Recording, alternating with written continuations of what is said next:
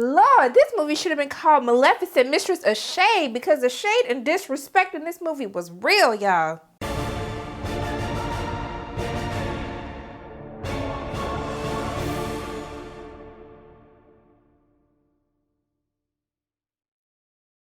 Hey everyone, it's Sharana from Pay Your Weights, and today I'm going to be reviewing Maleficent Mistress of Evil, which is directed by Joaquin Ronning, who you may know from directing Pirates of the Caribbean, Dead Men Tell No Tales, and this film stars Angelina Jolie, Elle Fanning, and Michelle Pfeiffer, and this time around, Maleficent, her dear beastie, aka Aurora, played by Elle Fanning, she has found true love, and she has said I do to Prince Philip, and now they have their pending nuptials coming up, but before, of course, we have to meet the families. The families have to meet one another. And so that is when tensions arise as things get off to, let's say, a very rocky start, which almost leads to a bit of war in the film. That's all I'm really going to say. I really want to make sure that this remains spoiler free as possible for you.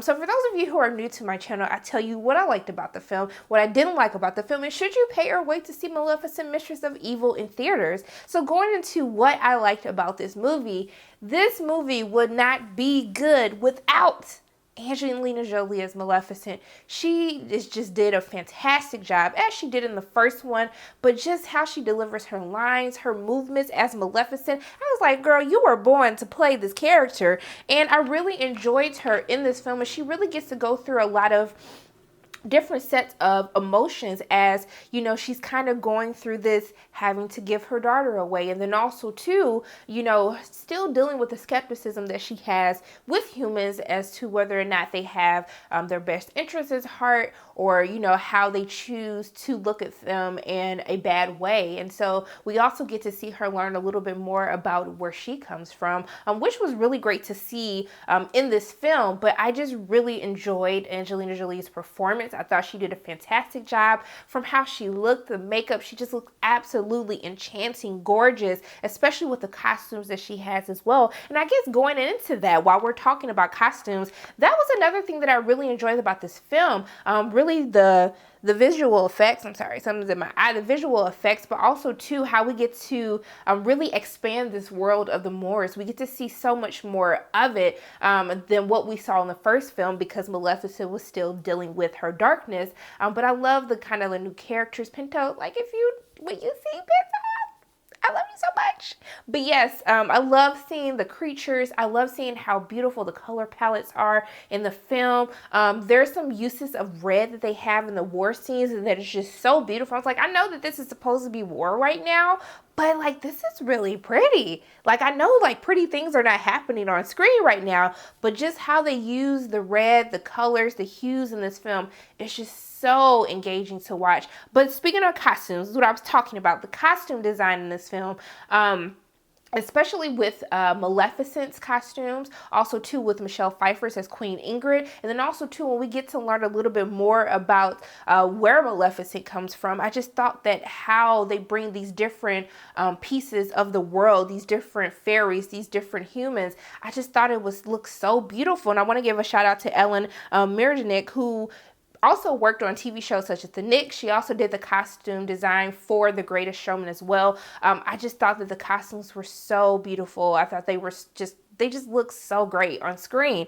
But I have to talk about our villain, guys. Can we talk about Michelle Pfeiffer as Queen Ingrid? Honey, when I tell you that lady was shady to the T, oh my goodness, she was just bad to the bone, just a really great villain. And I really haven't seen a great villain like this, especially within, not to say that the other villains in the other Disney live action films or Disney films have been bad, but Michelle Pfeiffer, just what she brings to the screen, she really felt like a true foe for Maleficent, someone who was just this powerful creature, this powerful fairy. I was just like, wow, I could watch a whole movie of these two going back and forth. And especially there's a scene which they show in the trailer, so I'm not spoiling anything. There is a dinner table scene, and I was just like, oh my goodness, you guys are shady. I could do a whole reality show just off of the banter between Maleficent and Queen Ingrid. And I love that this series in Maleficent, and also too in Maleficent Mistress of Evil, that it shows powerful women the women are just so powerful, just so like, ooh, I do not want to get on your bad side. And I really enjoyed Michelle Pfeiffer in this film. I thought she was a really great villain, one of the best villains that I've seen in quite some time.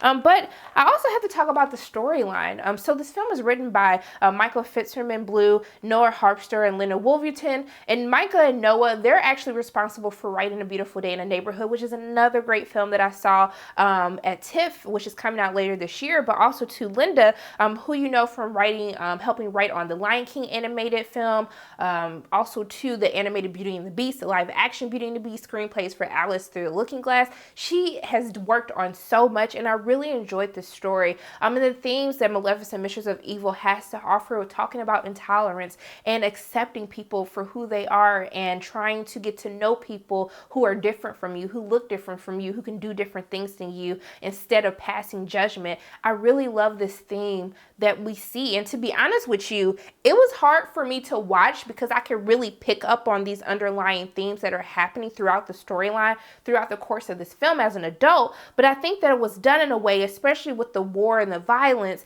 that it's not going to be too much for children. But like I said, I was heated. I was just like, the disrespect that my girl Maleficent is going through in this film, I will not have it. I will not stand for it. I was ready to get up out of my chair and go through the screen and just be like, y'all better hold me back because I got to protect my girl Maleficent. But also, too, in that storyline, as we get to dive deeper into who Maleficent is, I really love how they built that world. And I don't want to spoil anything for you, but it's very beautifully done. And how they also just show the differences, like even with, you know, the fairies that look like Maleficent.